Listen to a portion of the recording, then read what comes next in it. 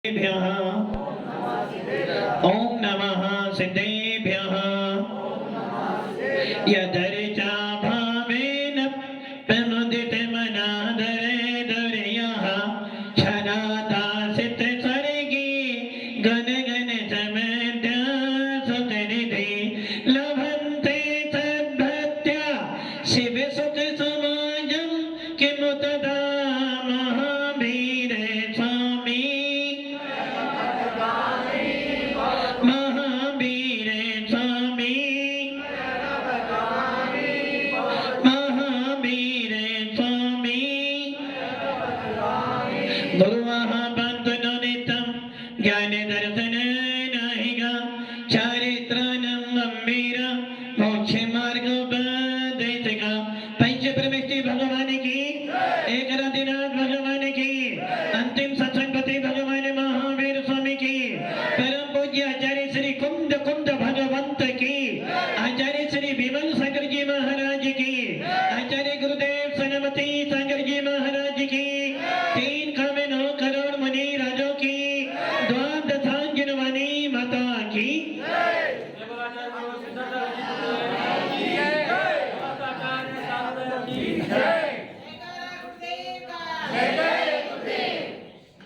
भव्य आत्मा भगवान महावीर का पावन शासन मिला है और ऐसे पावन शासन में हम लोग प्रतिदिन जिनेंद्र देव की वाणी का रसास्वादन करते हैं और उस जिनवाणी को सुनकर पढ़कर थोड़ा बहुत अपनी आत्मा का चिंतन आदि करने लग जाएं तो ये जिनवाणी हमारे को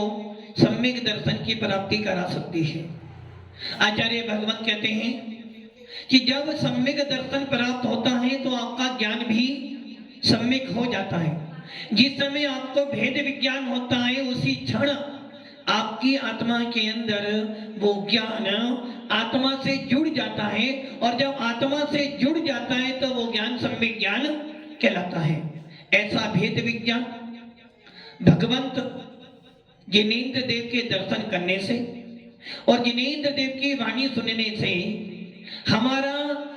भेद विज्ञान उत्पन्न हो सकता है यदि हम प्रयास करें तो। सम्यक दर्शन यदि हो जाता है तो ये जीव मोक्ष का अधिकारी हो जाता है। अष्टालिका महापर्व चल रहे हैं और इस अष्टालिका महापर्वों के अंदर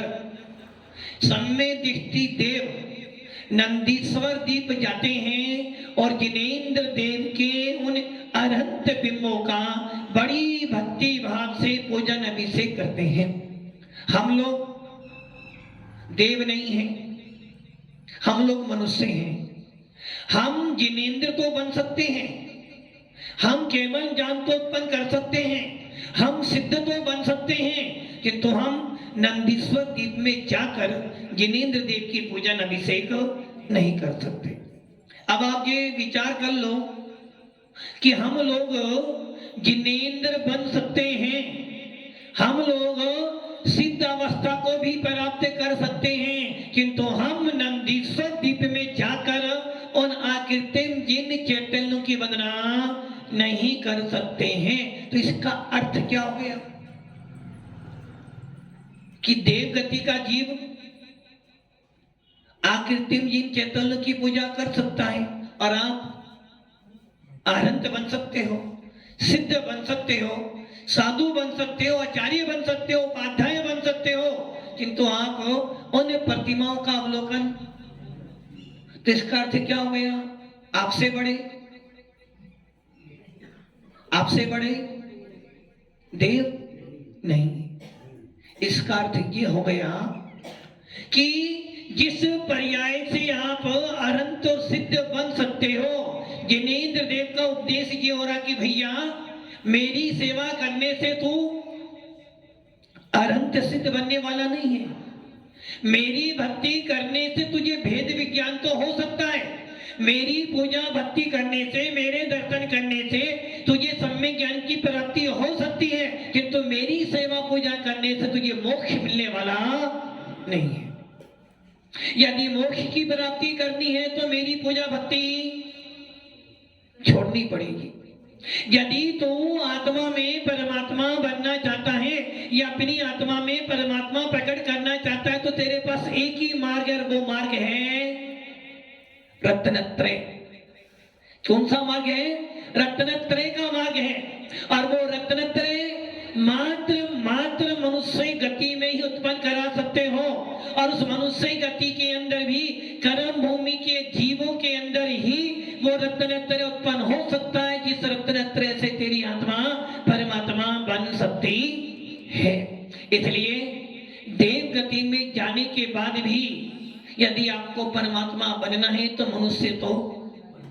बनना पड़ेगा, और मनुष्य बनने के साथ साथ में आपको रत्नत्रय धारण करना पड़ेगा। और अभी आपके पास में मनुष्य पर्याय मिल गई है। यदि अभी भी आपके मन में ये विकल्प आ रहा हो कि मैं देव गति में जाकर आकृतिम जिन चेतनों की वंदना करूंगा, तो आचार्य कहते हैं, आचार्य कुंदकुंद स्वामी अपने मूलाचार में कहते हैं, जिस प्रकार किसी व्यक्ति को